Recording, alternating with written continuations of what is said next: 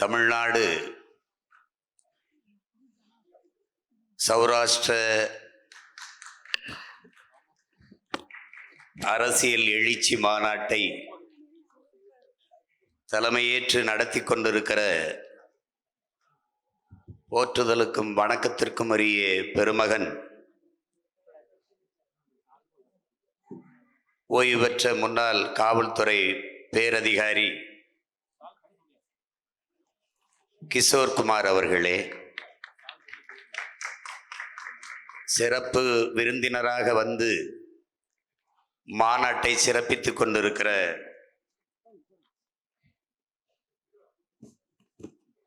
போற்றுதற்கும் வணக்கத்திற்கும் உரிய பெருந்தகை சௌராஷ்டிர மத்திய சபாவினுடைய தலைவர்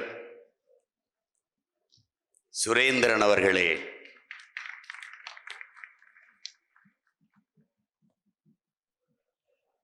மாநாட்டினை பெருமை சேர்க்க வந்திருக்கிற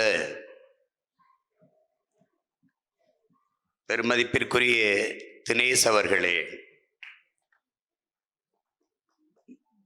மேடையிலே அமர்ந்திருக்கிற பெருமதிப்பிற்குரிய பெருமக்களே, உணர்வு எழுச்சியோடு உரிமை மீட்சிக்காக ஒரு சேரக்கூடி அமர்ந்திருக்கும் என் உயிருக்கினிய உறவுகளே, உங்கள் அனைவருக்கும் என்னுடைய அன்பும் வணக்கம்.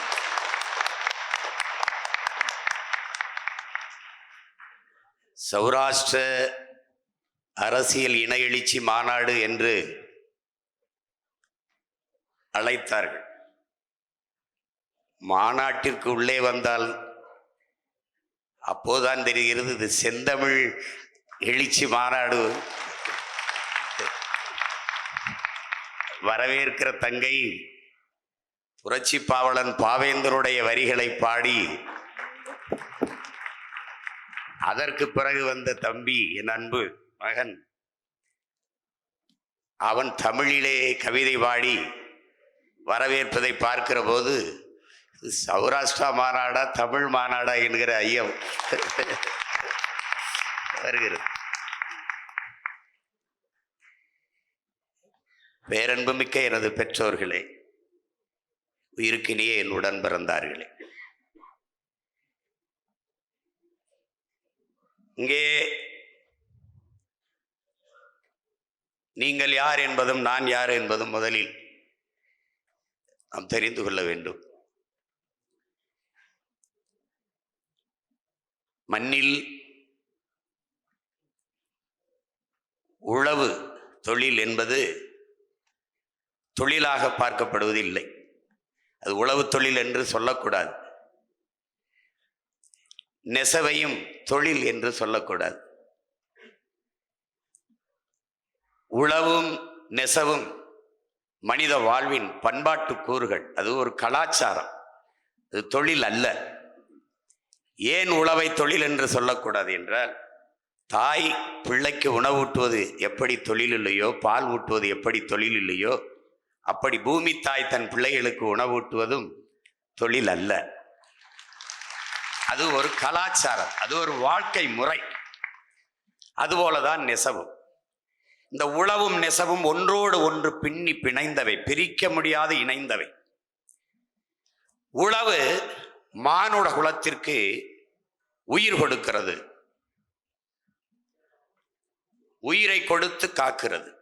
நெசவு உடையை கொடுத்து மானத்தை காக்கிறது.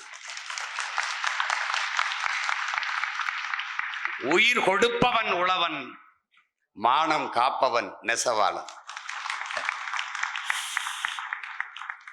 அந்த நெசவையும் உழவையும் செய்கிற மக்கள் மானுடத்தில் வச்சு போற்றுவதில்லை, தெய்வத்துக்கு நிகராக வச்சு போற்றுகிறார்கள். அப்படிப்பட்ட பெருமக்கள் எல்லாம் அமர்ந்திருக்கிறீர்கள். நெசவு குடும்பத்தில் பிறந்தவர்களுக்கு உழவு குடும்பத்தில் பிறந்தவன் வாழ்த்த வந்திருக்கிறேன்.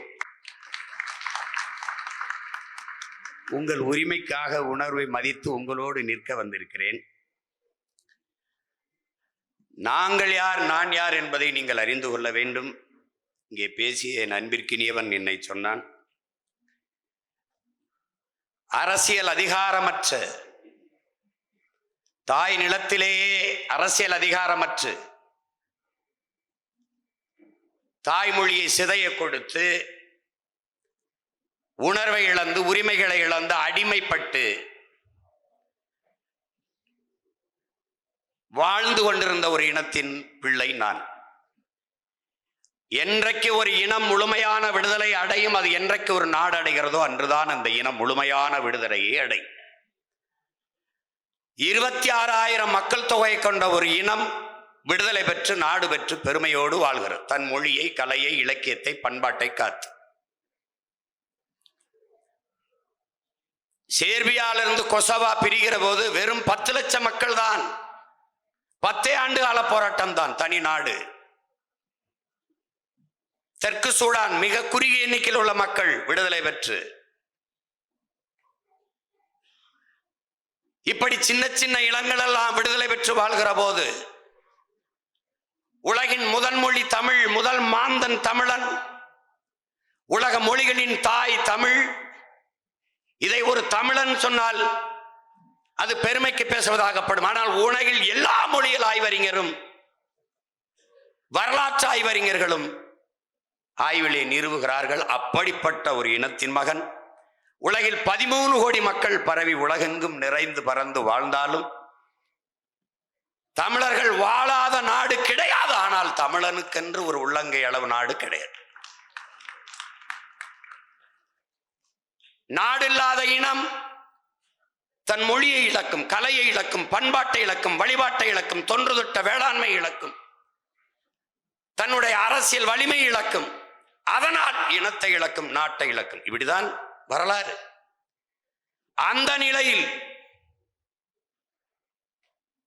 50,000 ஆண்டுகளுக்கு மூத்த ஒரு இனத்தின் மகன், சேர சோழ பாண்டியர் என்று மூவேந்தர்கள் கட்டி ஆண்ட ஒரு இனத்தின் மகன், உலகின் மிகப்பெரிய வல்லரசை, ஒரு பேரரசை நிறுவிய பெரும்பாட்டன் ராஜராஜ சோழன், அவன் மகன் அரசேந்திர சோழனுடைய பிள்ளைகள்.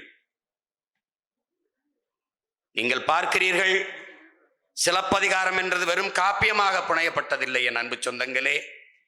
சோழ நாட்டில் பிறந்து பாண்டிய நாட்டில் இறந்து சேர நாட்டில் தெய்வமாகி போன ஒரு காப்பிய நாயகியை 3 பேர் அரசுகளையும் ஒன்றிணைக்க வேண்டும் என்று உருவாக்கப்பட்ட காப்பியம்தான் சிலப்பதிகாரம். அப்படி அருண்மொழி சோழனும் அரசேந்திரனும் உலகில் பல்வேறு நிலப்பரப்புகளை வென்று 3வது பெரிய பேரரசை நிறுவினார்கள். சிக்கல் என்ன நேர்ந்தது? அந்த நாட்டை நிலப்பரப்பெல்லாம் வென்றவர்கள் நம்முடைய கொடியை, எங்களுடைய கொடியை, புலிக்கொடியை ஏற்றினார்களே ஒழிய எங்களை, தன் இன மக்களை குடியேற்றவில்லை. அதான் அங்கு நடந்த சிக்கல். தங்கள் இனத்திற்கென்று ஒரு தனித்த நாடு வேண்டும் என்ற எண்ணம் அவர்களுக்கு இருந்ததில்லை. இதனால் இவ்வளவு பெரிய இலக்கிய வளமை, செழுமை கொண்ட ஒரு தொன்மை மொழி சிதைந்து சிதைந்து சங்கம் வைத்து தமிழ் வளர்த்தவன் மூவேந்தர்களில் பாண்டியன், பாண்டிய மன்னன். அந்த சங்கம் வைத்து தமிழ் வளர்த்த மதுரையில் தான் நாம் நின்று கொண்டிருக்கிறோம். ஆனால் தமிழ் இருக்கிறதா என்று நீங்கள் சிந்தித்து பார்க்க வேண்டும். இந்த சூழலில் நம் முன்னவர்கள் செய்த பிழையை நாம் செய்துவிடக்கூடாது. நமக்கென்று இந்த பூமி பந்தில் ஒரு தேசம் வேண்டும் என்ற கனவோடு ஒடுக்குகிற தேசிய இனத்திடமிருந்து ஒடுக்கப்படுகிற தேசிய இனம் பிரிந்து செல்ல விரும்புவது தன்னுரிமைங்கிறான் புரட்சியாளர் லெனின்.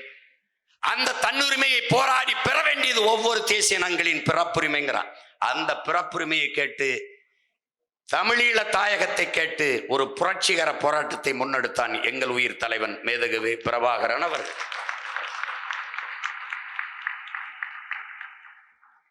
தமிழர்களுக்கு என்று ஒரு தனித்த தாயகம், அது பெரிதோ சிறிதோ, இந்த பூமி பந்தில் தனித்த தாயகம் வேண்டும், அதற்கு விலை தலையே ஆனாலும் தர தயார் என்று களத்திலே நின்றான்.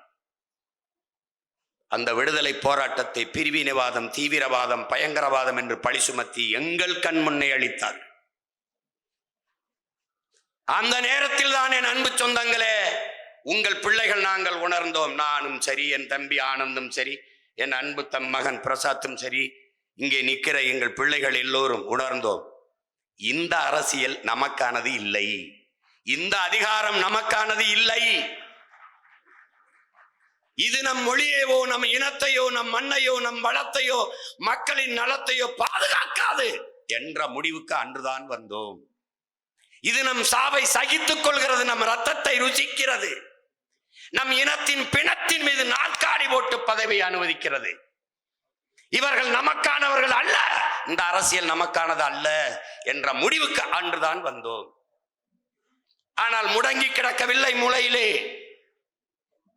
என் தங்கை பாடியது போல, வலியோர் சிலர் எளியோதமை வதகே புரிகுவதா, மகராசர்கள் உலகாளுதம் நிலையாள்மன் நிலைவா, உலகால உனது தாய் மிகு உயிர்வாதை அடைகிறார், உதவாதினி ஒரு தாமதம் உடனே விழி தமிழா என்று எங்களை எழுப்பினான் ஒரு பாவலன். பண்டை பெரும்புகள் உடையோமா இல்லையா, பாருக்கு வீரத்தை சொன்னோமா இல்லையா, எண்டிசை வாய்மையால் ஆண்டோமா இல்லையா, எங்களுக்கு இங்குற்ற நரிகளால் தொல்லையா என்று உசுப்பினான். கிளர்ந்து எழுந்தோம்.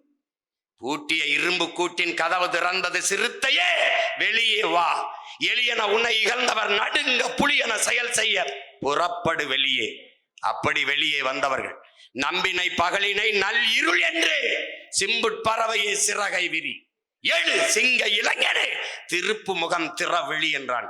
திறந்தோம், எழுந்தோம், கிளர்ந்தோம், ஒன்றிணைந்தோம். என்ன செய்தோம்? இவன் எப்படி நம்மளை கூறு போட்டான், சாதி மதங்களாக பிரித்தான், பிளந்தான். சிறு சிறு குழுக்களாக இருந்ததால் அரசியல் வலிமையை அதிகாரத்தை பெற முடியவில்லை. அவன் என்ன செய்யறது? ஒரே அடையாளம், நீ என்னவாக இரு, ஆனால் மொழியால் இனத்தால் தமிழனாக இரு என்று கிளர்ந்து. ஒரு எளிய மகன் திரைப்படம் எடுத்து பிழைக்க பரமக்குடியிலிருந்து வண்டி ஏறி போன ஒரு மகன், இந்த கட்சிகளில் எல்லா கூட்டங்களிலும் ஏறி பேசிய மகன், சாதாரண மகன், வீழ்த்தப்பட்ட இடத்தில் எந்த இடத்தில் வீழ்ந்தோம் என்று பல லட்சக்கணக்கான என் இனத்தின் பிணத்திற்கிடையே பிரசவிக்கப்பட்ட பிள்ளைகள், நானும் என் தம்பி தங்கைகளும். தாலாட்டு கேட்டு வளரவில்லை என் தாய்மார்களே, என் தாய் தங்கையர் அக்கா தங்கைகளின் ஒப்பாரியிலும் ஓலத்திலும் வளர்ந்தவர்கள், அழுகையிலும் அரற்றலிலும் கேட்டு கேட்டு வளர்ந்தவர்கள், ரத்தத்திலும் கண்ணீரிலும் கரு கொண்டு வளர்ந்த பிள்ளைகள். எழுந்தோம். என்ன முடிவெடுத்தோம்? என் மூச்சு காற்றை நானே சுவாசிப்பது போல, என் உணவை நானே எடுத்து உண்பது போல, என் உரிமையை என் விடுதலையை நானே போராடி பெறுவது. என் பயணம் என் கால்களை நம்பித்தான், அடுத்தவன் கால்களை நம்பி என் பயணம் இருக்கக்கூடாது என்று முடிவெடுத்து ஒரு அரசியல் இயக்கத்தை தொடங்கினோம். சிரித்தார்கள். சினிமா எடுக்கிற சின்ன பையன் சீமான்லாம் கட்சி ஆரம்பிச்சுட்டான்னா. முதல்ல 2016 போட்டியிட வருகிற போது 234 பேர் இருக்கிறார்களா என்று கேட்டார்கள். இப்போது வென்று விடுவார்களா என்று கேட்கிறார்கள். அப்போது இருக்கிறார்களா, இதெல்லாம் ஒரு கட்சியா என்று கேட்டார்கள். தனித்து தனித்து தனித்து நின்று தோற்றதற்கு தோல்விக்கு கவலைப்படாமல், முதல் முறை செய்கிறது முயற்சி, தோற்று போகிறோம். இரண்டாம் முறை செய்வது விடாமுயற்சி, மூன்றாம் முறை செய்வது விடாமுயற்சி, தொடர்ந்து செய்வதற்கு பெயர் நம்பிக்கை. அந்த நம்பிக்கையை கொண்டு தொடர்ந்து களத்திலே நின்று நின்று இந்தியாவை யார் ஆள்வதிலே இந்த மகன் போட்டியிலே இல்லை. நான் இந்திய நாட்டின் பிரதம வேட்பாளரும் இல்லை. சாதாரண பிள்ளைகள், ஓட்டுக்கு 1 ரூபாய் கொடுக்கல, வாக்குக்கு 1 ரூபாய் கொடுக்கல. எல்லாம் சின்ன சின்ன பசங்க, யாரும் யாருக்கும் தெரியாது. இவர் அமைச்சர் மகன், அவருடைய மகன் முதலமைச்சர் வாரிசு, அதெல்லாம் எதுவும் கிடையாது. எல்லாம் சின்ன சின்ன பசங்க. மைக்குன்னு ஒரு சின்னத்தை கொடுத்தான், அது வர வச்சு இந்த சின்னத்தை எடுத்துட்டான். 8வது பெட்டி 7வது பெட்டியில இவன். ஆனா என்னைய தேடி, இந்த எளிய பிள்ளைகளை தேடி 36 லட்சம் பேர் வாக்க போட்டு 3வது பெரிய கட்சியாக்கி அங்கீகாரம், register, not registered party, recognised party ஆகினா. பதிவு செய்யப்பட்ட கட்சி அல்ல. அங்கீகரிக்கப்பட்ட கட்சி நாம் தமிழர் கட்சி என்பதே ஆகினா. அவ எப்படி இழந்து விட்ட மக்கள்,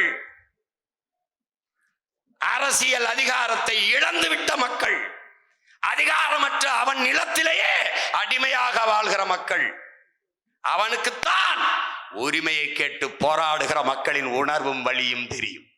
அதனால்தான் உங்கள் மகன் உங்களுக்காக காலையில் இருந்து இந்த மாநாட்டிற்காக ஒரு நாளை ஒதுக்கி ஒவ்வொரு மணித்துளியும் எனக்கு உயிர் துளி தேர்தல் நேரத்தில் உங்களுக்காக வந்தேன் என்றால், இழந்தவனுக்குத்தான் இழப்பின் அருமை தெரியும், வழி அடிபட்டவனுக்குத்தான் வழி தெரியும். அப்படி வழி உணர்ந்து நிற்கிற எனக்குத்தான் உங்களின் மொழியும் வலியும் தெரியும்.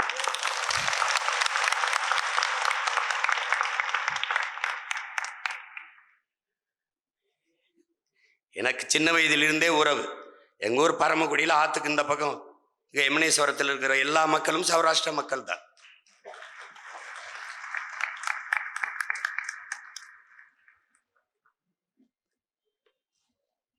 நாங்கள உறவு வைத்து எங்களுடைய அரிசி, காய்கறி, முருங்கைக்காய் எல்லாம் எங்கள் வீட்டில் கொடுப்போம்.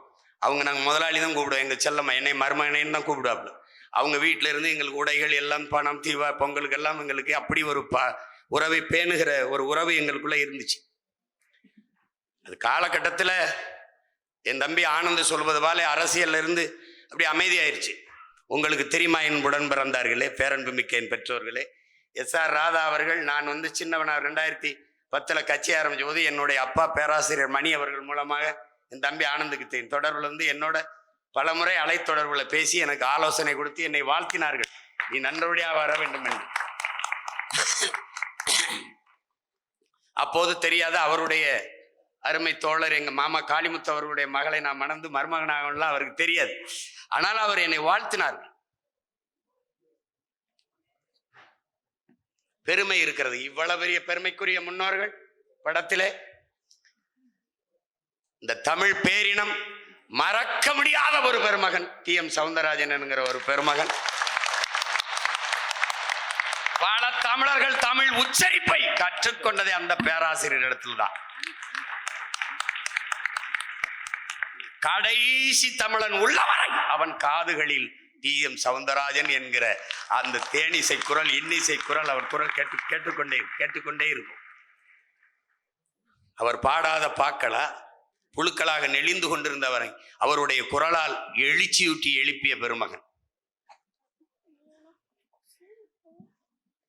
இப்போ நீங்க பாத்தீங்கன்னா மதுரை மீட்டு சுந்தர வாண்டியல்ல தாயகத்தின் சுதந்திரமே எங்கள் கொள்கையே, தன்மானம் ஒன்றேதான் எங்கள் செல்வம். அந்த பாட்டை எங்களுக்குனே எங்க ஐயா முத்துலிங்கம் எழுதுனது மாதிரியும் எங்களுக்காகவே அவர் பாடியது போலவும் தோணும். அப்படிப்பட்ட பெருமக்கள் எல்லாம் பிறந்த ஒரு இனக்கூட்டத்தில் நமக்கென்று ஒரு அரசியல் அதிகாரம் இல்லை என்று நீங்கள் வருந்த தேவையும் இல்லை, இது அவசியம் இல்லை. இங்கே சொன்னாங்க கட்சியில என் தம்பி மகன் பிரசாத் சொல்றா அரசியல் கட்சியில இடம் இல்லைன்னு.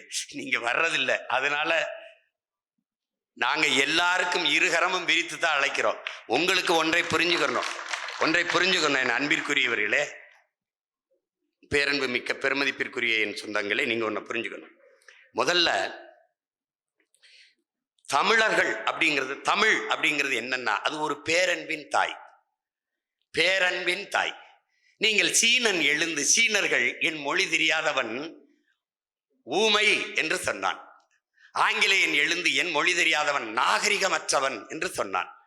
அரேபியர்கள் எழுந்து எங்கள் மொழி தெரியாதவர்கள் பிசாசு, சாத்தான் என்று சொன்னான். என்னுடைய முன்னவன் கணியன் பூங்குன்றன் எழுந்து யாதும் ஊரே யாவரும் கேளீர் என்றான். எல்லாம் என் நிலம், வாழ்கிற எல்லா மானுடர்களும் என் உறவுகள் என்று அழைத்தான். தமிழ் மட்டும்தான் பேரன்பு கொண்டு உலகத்தை ஆறத்தழுவி நேசித்தது. பிறப்பு ஒக்கும் எல்லா உயிர்களுக்கும் என்று பாடியது வள்ளுவம் தான். வள்ளுவம் திருக்குறள் தந்த வள்ளுவ பெருமகனார் தான். பகுத்துண்டு பல் உறவுகள் பல் மனிதர்கள் அப்படி பாடல, பல் உயிர்கள் ஓம்புக என உயிர்மை நேயன் தமிழன்.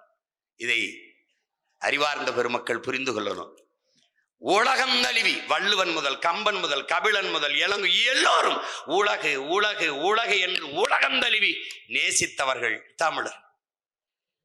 காக்கை குருவி எங்கள் சாதி என்று பாடுகிறான் என்றால் காக்கையும் குருவியையும் பேரன்பு கொண்டு நேசித்த பெருமக்கள் சக மனிதர்களை நேசிக்க மாட்டார்கள் என்று என்பது பெரிய பிழை.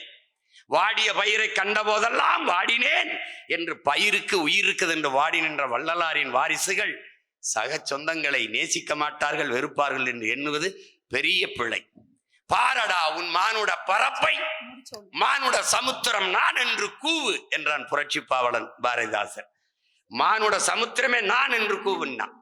அப்படிப்பட்ட ஒரு பேரன்பு மிக்க தமிழ் தாயினுடைய பிள்ளைகள் நாங்கள் சக மனிதர்களை, என் தம்பியிடம் கேளுங்கள், நீங்கள் வலைகளில் தட்டி பாருங்கள்.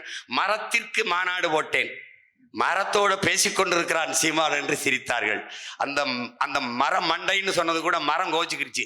டேய், எனக்கு அறிவு இருக்குடா, உங்களுக்கு தான்டா ஒன்றும் இல்லை, நீங்க திட்டும் போது ஏன்டா என் பேரை சொல்றீங்கன்னு கூட. நீங்க எல்லாம் கவனிங்க, மரம் என்றால் என்னவென்று தெரியாதவர்களை எப்படி நீங்கள் ஏற்கிறீர்கள்? மரத்திற்கு மாநாடு போட்டேன், ஆடு மாடுகளுக்கு மாநாடு போட்டேன், மலைக்கு மாநாடு போட்டேன், ஆற்றுக்கு மாநாடு போட்டேன், கடலுக்கு மாநாடு போட்டேன், தண்ணீருக்கு மாநாடு போட்டேன். ஆடு மாடு புல்லு பூண்டு நாய் நரி கொக்கு குருவி காடு மலையெல்லாம் நேசிக்கிற இந்த பிள்ளைகள் சக உறவுகளை நேசிக்க மாட்டோம் என்று நீங்கள் நினைப்பது எப்படிப்பட்ட பிள்ளை? வந்தேரிகள் என்ற சொல்லை ஒருபோதும் தமிழின பிள்ளைகள், குறிப்பாக நாம் தமிழர் பிள்ளைகள் உச்சரிக்க மாட்டார்கள். எங்கள் மீது இருக்கிற காழ்ப்புணர்ச்சி எங்களை வந்தேரி என்று சொல்லிவிட்டார்கள், வந்தேரி என்று சொல்லிவிட்டார்கள். அப்படி என்றால் வந்தவரையெல்லாம் வாழ வைக்கும் தமிழகம் என்ற பெருமை மிக்க சொல்லும் இங்குதான் இருக்கிறது. நான் கூட கேட்டேன், வந்தவரையெல்லாம் வசதியாக வாழ வைத்த நாங்கள் சொந்த உறவுகளை இதே நிலத்தில் அகதியாக வாழ வைத்தோம். நாங்கள் புலம்பெயர்ந்து போய் ஐரோப்பிய நாடுகளில் எல்லாம் வாழ்கிறோம். அந்த நாடுகள் எங்களை வந்தேரிகள் என்று எண்ணவில்லை.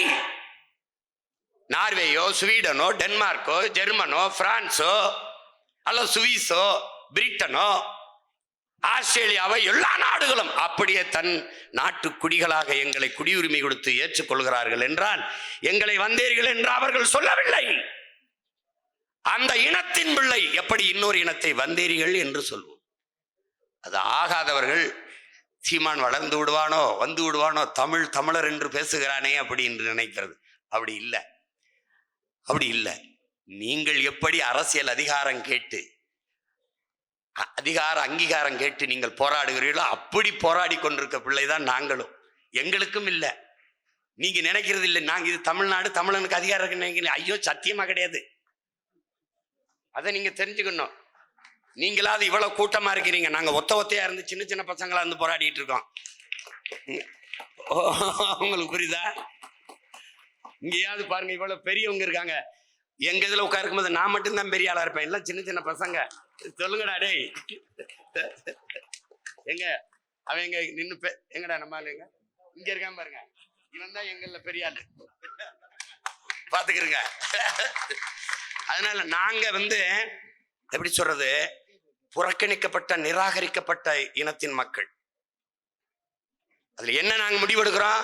எந்த இடத்தில் நீ நிராகரிக்கப்படுகிறாயோ அந்த இடத்தில் தவிர்க்க முடியாத ஒருவனாக எழுந்தனில், அதான் சாதனை.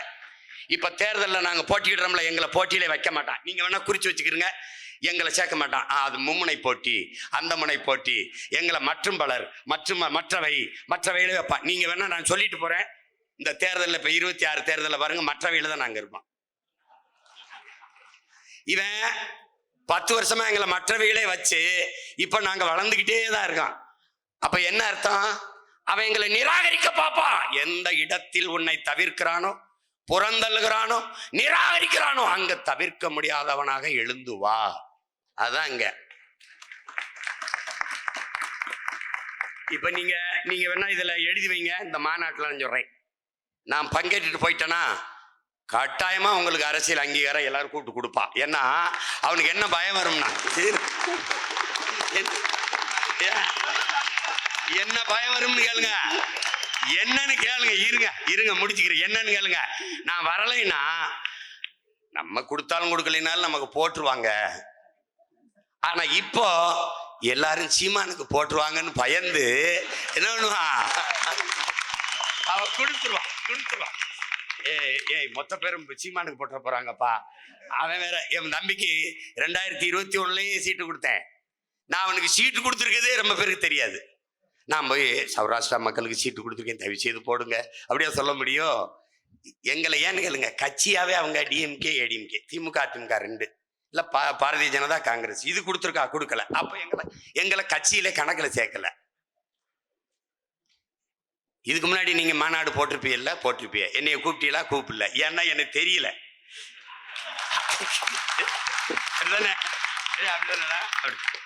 இப்ப என்னை கூப்பிட்டிருக்கீல்ல, இப்ப எல்லாருக்கும் உங்களை தெரியும். புரியுதா? ஏன்னு கேளுங்க, இதுதான் தவிர்க்க முடியாதது. நம்ம கொடுக்கலன்னா அவன் கொடுத்துருவான், அவன் கொடுத்தா மொத்த ஓட்டையும் அவன் வாங்கிடுவான், அவன் வாங்கினா ஜெயிச்சிருவான், அவன் சட்டசபைக்குள்ள வந்தா நம்மள பேசவே விட மாட்டான்.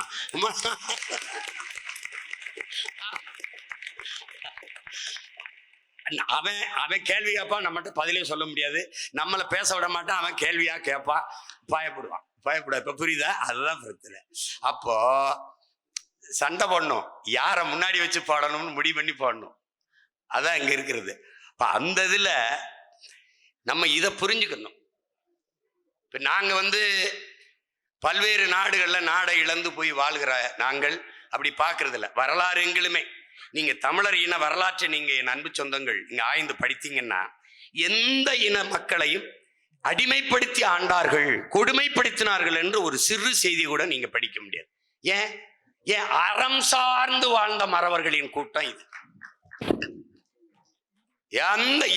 நீங்களே பாருங்களேன், காவிரியில நமக்கு தண்ணி தரல, அது என் மாநிலத்தின் பிறப்பு உரிமை என என் நிலத்தின் வளத்தை நீங்கள் எல்லோரும் எடுத்துக்கொண்டு சொல்கிறீர்கள். நரிமணம், பெட்ரோல், நெய்வேலி பழுப்பு நிலக்கரி, இங்க மீத்தேன், ஈத்தேன் எல்லாவற்றையும் எடுத்துக்கொண்டு சொல்கிற நீ உன்னுடைய நீர்வளம் உனக்கே என்று சொல்கிறாய். அப்ப காவிரி நதிநீர் உரிமை உனக்கே, முல்லை பெரியாற்று உரிமை கேரளாவுக்கே என்றால் என்னுடைய பழுப்பு நிலக்கரி, என் நிலத்தின் வளம் எனக்கே என்ற முடிவை நம்ம எடுக்கல. நீங்க நல்லா கவனிச்சுக்கணும். தமிழ்நாட்டில் இருக்கிறதெல்லாம் பொதுமையாக இருக்கும், அவனவன் நிலத்தில் இருக்கிற வளம் அவனுக்கு மட்டுமே இருக்கும். இங்க இருக்கிறது சிக்கலை பார்க்கணும். அப்ப நம்ம கேட்கும் போதெல்லாம் அடித்து விரட்டுவான். ஆனால் இங்கிருந்து எத்தனை கன்னடர்கள் அடித்து விரட்டப்பட்டார்கள்? யாராவது சொல்லுங்க. கேரளாவிலே முல்லை பெரியாற்று அணை நதிக்காக நாம் போராடுகிற போது இதே மதுரையிலே பல நாட்கள் பெரும் போராட்டம். பள்ளிக்கூடத்துக்கு சென்று வந்த நம் தங்கையை மேலாடையை கலட்டி மார்பிலை முகத்தை வைத்து தேய்த்து தன்படம் எடுத்து வெளியிட்டான் ஒருவன். என் நினைவில் எப்படி பதிஞ்சிருக்கு பாருங்க. ஆனால் பதிலுக்கு பதில், பலிக்கு பலி என்று யாராவது ஒரு மலையாள பெண்ணை, ஒரு தம்பியை அல்லது குடும்பத்தை நாம் தாக்கினோம்? இல்லை. ஏன்? மாண்பு, தமிழனுடைய மாண்பு. பல்லாயிரக்கணக்கான நம் தமிழ் பெண்களை சிங்கள ராணுவ வீரர்கள், சிங்களர்கள் வன்புணர்வு செய்து கற்பழித்து கொலை செய்தார்கள். நம்மிடத்தில் ராணுவம் இருந்தது, படை இருந்தது, துப்பாக்கி இருந்தது. பதிலுக்கு பதில், பலிக்கு பலி என்று ஒரு சிங்கள பெண்ணின் தாவணியை கூட, நிழலை கூட தொட்டதில்லை. ஏன்? தமிழனின் மாண்பு. இங்கே நாள்தோறும் வன்புணர்வு, கற்பழிப்பு, கள்ளச்சாராயம். காட்டுக்குள்ளே தான் வாழ்ந்தான் வீரப்பன், ஒரு பெண்ணையும் கடத்தி கொண்டு வன்புணர்வு செய்தான் என்று செய்தி நீங்க படிக்கல. காட்டுக்குள்ள சாராயம் காட்சி வித்தான் வீரப்பன், செய்தி இருக்காது. ஏன்? மாண்பு, தமிழனின் மாண்பு. அதை நீங்க பார்த்துக்கணும். அப்ப அறத்தின் வழி நின்று வாழ்ந்த மறவர்களின் கூட்டம். அது மாதிரிதான் நாங்க சொல்றது. நாம் தமிழர் கட்சி எல்லா மக்களுக்கும், அரசியல் எல்லா உயிர்களுக்கும், தலைமை அதிகாரம் எப்போதும் தமிழர்களுக்கு. ஏன்? இந்த ஒரு நிலம்தான் எனக்கு இருக்கு, அதை கொடுத்துட்டா என் மொழி, என் கலை, என் இலக்கியம், என் பண்பாடு, என் மலை, என் கடல், என் ஆறு, என் ஏரி, என் காடு, என் பிள்ளைகளின் கல்வி, என் பிள்ளைகளின் வேலை வாய்ப்பு, என் தாய் தந்தையரின் மருத்துவம், இதை எதை பற்றியும் அவன் கவலைப்பட மாட்டான். ஏன் கவலைப்படல? மலை நான் பார்க்கிற போது என் பூமி தாயின் மார்பு, மலை மார்பில் இருந்து அருவி, அருவியில் இருந்து ஆறு, ஆறில் இருந்து நீர், நீரில் இருந்து சோறு, சோறுல இருந்து வயிறு, வயிறில் இருந்து உயிர், வாழ்க்கை நான் பார்க்கிறேன். அவன் மலை குவாரி, குவாரி வெட்டினால் நல்ல காசு பணம் துட்டு வெட்டு. என் பூமி தாயின் மாரை அறுத்து ரத்தம் குடிக்கிறான், நான் வருந்துறேன். மரம் மண்ணின் வரம், மரம் என் மூச்சு. உலகில் எல்லா உயிரினங்களும் நற்காற்றை, அதாவது ஆக்சிஜனை சுவாசிச்சுட்டு கார்பன் டை ஆக்சைடை, கரியமில வாயுவை வெளியிடுது. உயிர் காற்றை சுவாசிச்சுட்டு மரம், செடி, கொடி, தாவரங்கள் தான் என் அன்பிற்குரிய சொந்தங்களே கெட்ட காற்றை, கார்பன் டை ஆக்சைடை சுவாசித்து விட்டு ஆக்சிஜனை வெளியிடுது.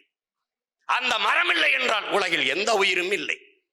அப்ப மரம் என் உயிர், மரம் என் மூச்சு, மரம் நிழல், மரம் மழை, மரம் பறவை பட்சிகளின் கூடு. இப்படி நான் சிந்திக்கிறேன். மரம் காசு, பணம், துட்டு, வெட்டுறான். எப்படி? மரத்தை பூரா வெட்டி ரோட்டை போட்டு பசுஞ்சோலை சாலை, பசுமை சாலை என்று பெயர் வைத்துட்டு போறான்.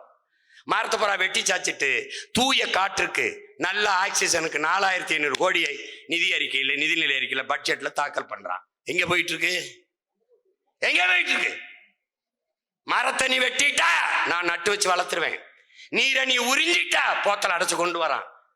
நான் தடை செஞ்சிருவேன், தேக்கி வச்சுட்டு செத்து போவேன். என் பிள்ளைய ஊருக்கு எடுத்து குடிச்சுக்கிடுவான். ஆனா மலையை, மணலை, ஆறை நீங்கள் மனச்சான்றில் கை வைத்து சொல்லுங்கள். வைகை ஆறு உயிரோட இருக்குதா? யாராவது சொல்லு, இருக்குதா? ஆற்றுக்கு நடுவிலே ஆடு மாடு மேயுது என்றால் ஆறு செத்துருச்சு. மதுரை மாநகரின் கழிவு நீரும் காவா நீரும் ஓடுகிற, சாக்கடை நீர் ஓடுகிற காவாயாக மாற்றிட்டீர்கள். எத்தனை ஆயிரம் ஆண்டுகளாக இருந்தா ஆறை கொலை செய்த பாவிகள். மணலை அள்ளி தின்னுட்டவன, மணல் போயிட்டவன மண் வந்துருச்சு, மண் போயிட்டவன புல்லு பூண்டு முளைச்சிருச்சு.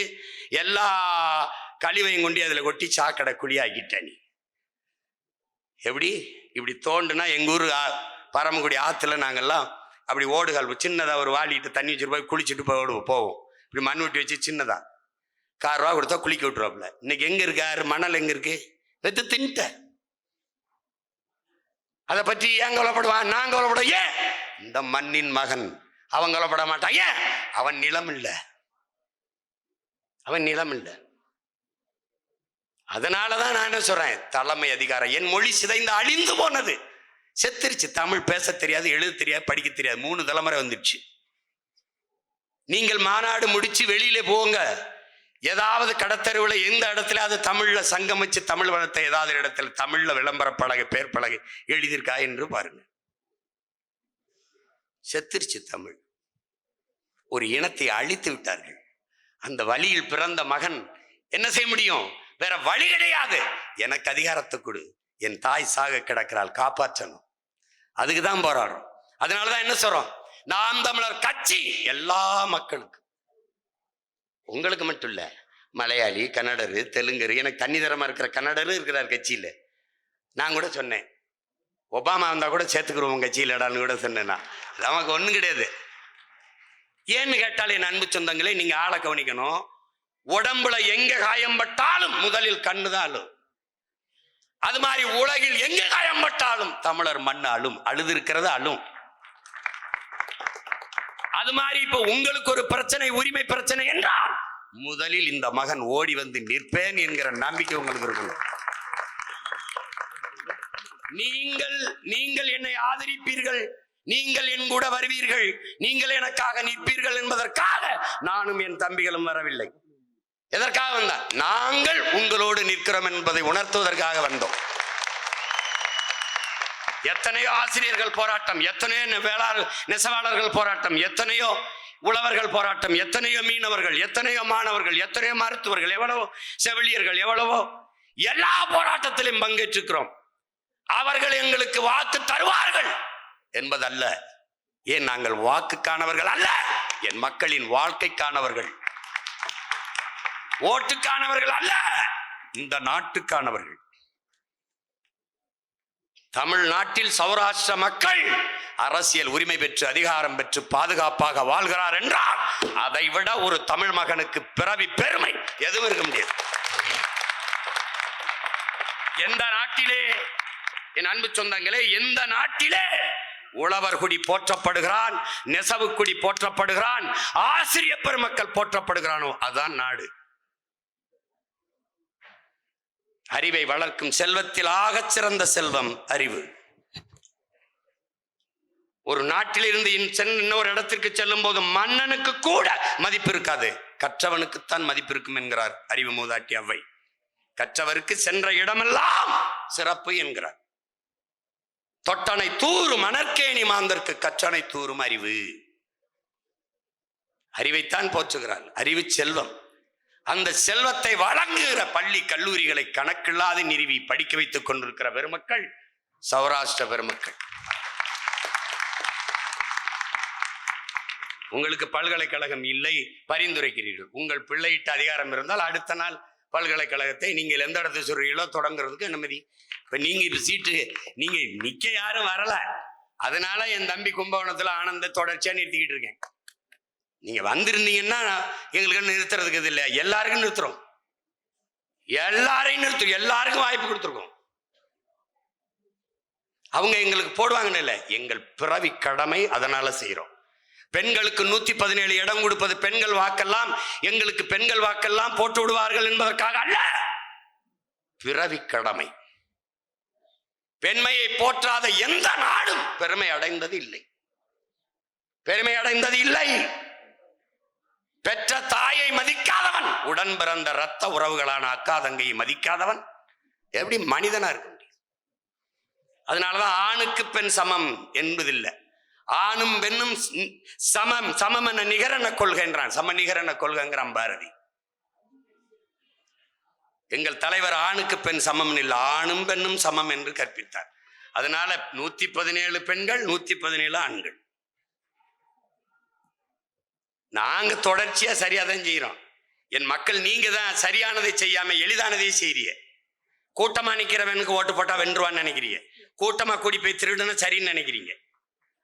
10 பேர் சேர்ந்து கொலை பண்ணா சரி, ஒருத்தன் ஒரு பம்பை கொலை பண்ணா தான் கொலைன்னு நினைக்கிறீங்க. பிரச்சனையே இங்க அதான் வருது.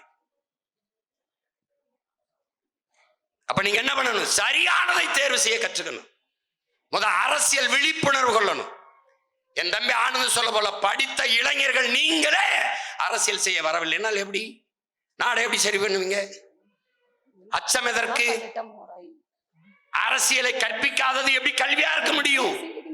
அரசியலை விட சிறந்த கல்வி எதுவாக இருக்க முடியும்? ஏன் அரசியல் அவசியம்? அரசியல் ஒரு வாழ்வியல். ஏன் வாழ்வியல்? ஒரு மனிதனின் பிறப்பிலிருந்து இறப்பு வரை எல்லாவற்றையும் தீர்மானிப்பது அரசு, அரசை தீர்மானிப்பது அரசியல். பிறப்பு சான்றிதழ் அரசு, இறப்பு சான்றிதழ் அரசு, இடையில் எல்லாம் என்ன படிக்கணும், என்ன கல்வி, அவன் ஆந்திராவில் போய் வேலை பார்க்கணும், தீர்மானித்தது அரசு. இந்த வயசில் ஓய்வு பெற வேண்டும், தீர்மானித்தது அரசு. எந்த ஊரில் வேலை, என்ன சம்பளம், பணியிட மாற்றம், பணி உயர்வு, எல்லாவற்றையும் தீர்மானிப்பது அரசு. உன் வாழ்வில் எல்லாவற்றையும் முடிவெடுப்பது அரசு. அந்த அரசை முடிவெடுப்பது அரசியல். அந்த அரசியலை முடிவெடுக்க வேண்டியது உன் கடமை, என் கடமை, நம் கடமை. வரிசையில் நின்று வாக்கு செலுத்துவது மட்டும்தான் அரசியலா? வாழ்க ஒழிக கோஷம் மட்டும்தான் அரசியலா? இல்லை. உன் வாழ்க்கையை 5 ஆண்டுக்கு ஒரு முறை தீர்மானிக்கிற தலைவனை தேர்வு செய்கிற அரிய வாய்ப்பு, அதுதான் அரசியல். அரசியல் வேண்டாம் என்று நீங்கள் விலகி நின்றால் வானமே இல்லாத பூமியில் வாழப் போகிறேன் என்பது எப்படி வேடிக்கையானதோ அப்படி வேடிக்கையானது. ஒரு மனிதனின் உடலில் இருந்து உயிரை பிரிப்பதும் அவன் வாழ்வில் இருந்து அரசியலை பிரிப்பதும் ரெண்டும் ஒன்றுதான்.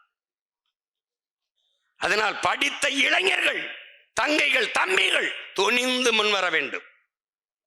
களம் இதோ உங்கள் முன்பு பிறந்தவன், உங்களுக்கு முன்னால் நிற்கிறேன், இருகரமும் விரித்து எத்தனை பேர் வேண்டாலும் வர வேண்டும். கட்சியில் பொறுப்பில்லை, எல்லாருக்கும் பொறுப்பு கொடுத்துருக்கு. அப்ப நீங்க எங்க வாய்ப்பு இருக்கோ அங்க வரணும். அதை விட்டு அந்த கட்சி கொடுக்குமா, இந்த கட்சி கொடுக்குமா, அந்த கட்சி கொடுத்தா தான் ஜெயிக்க முடியும், அப்படி இல்ல. ஜெயிக்கிற பக்கம் நிற்க வேண்டும் என்று நினைப்பவன் அல்ல வீரன். தான் நிற்கிற பக்கத்தை ஜெயிக்க வைக்கிறவன் எவனோ அவனே வீரன். அப்ப நீங்க சரியானதை செய்ய பழகுங்கள். எது சரி, எவன் வந்தால் நாடு சரியா இருக்கும்.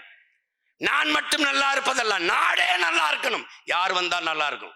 எவன் வந்தால் நல்ல காற்று, நல்ல குடிநீர், பயணிக்க பாதை, படிக்க கல்வி, பார்க்க மருத்துவம், பார்க்க வேலை, வேலைக்கு சம்பளம். எவன் வந்தால் நாடு மக்களும் பாதுகாப்பாக இருக்க முடியும். அதை சிந்தியுங்கள். இன்னைக்கு நேத்தா பேசி வச்சிருக்கு, 15 ஆண்டுகளா பேசுறோம், பேசிக்கிட்டு வரோம்.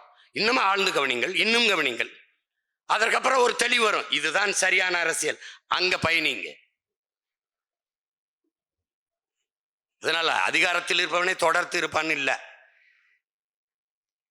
தயங்கி தயங்கி நீங்க ஆதரிக்கல, அப்பவே நாங்க இப்படி ஏறி ஏறி வாரோம். எல்லாரும் ஆதரிச்சிருந்தா முதல்ல பெரிய மாறுதல் வந்திருக்கும். எப்பவோ மாற்றிருக்கலாம். இந்த மாநாடு தேவைப்பட்டிருக்காது, எல்லாம் நடந்திருக்கும்.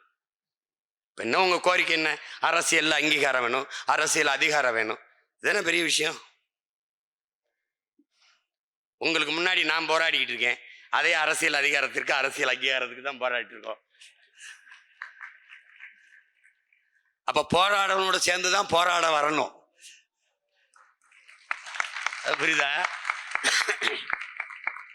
சும்மா போயிட்டு திரும்பி திரும்பி அவன் தரமாட்டான். அப்ப அவனுக்கே அதிகாரத்தை கொடுத்துட்டு தாங்க. எப்படி மாநில அரசு என்ன செய்யும்? எல்லா வரியும் அவனுக்கு கட்டிடும். மத்திய அரசு, இந்திய அரசு, இந்திய ஒன்றிய அரசுக்கென்று வருவாய் பெருக்கத்துக்கு ஒன்றும் இல்லை. உங்களுக்கு நான் சொல்லி தெரிய வேண்டியதில்லை, எல்லாம் கற்றறிந்தவர்கள். ஒன்றும் இல்லை. மாநில அரசுகளின் நிதி தான் மத்திய அரசின் நிதி. இவன் மொத்தமாக கொடுத்துருவான்.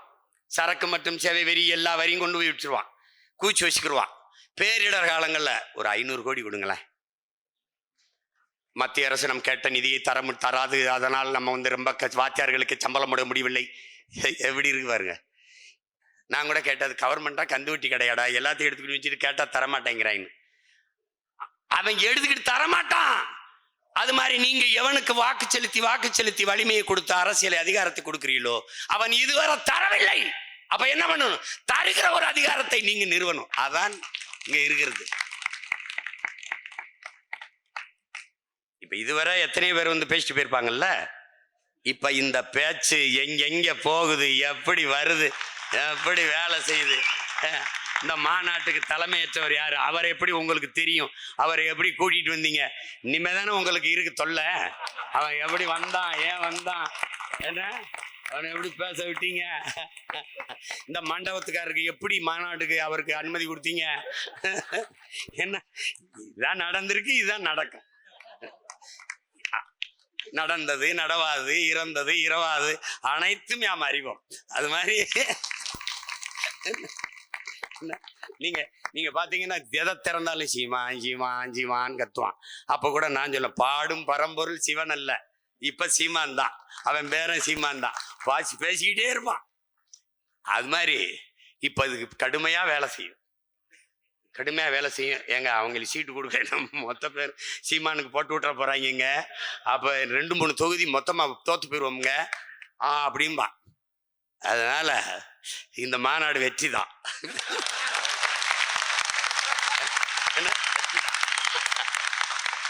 சௌராஷ்டிரா அரசியல் எழுச்சி மாநாடு வெற்றி.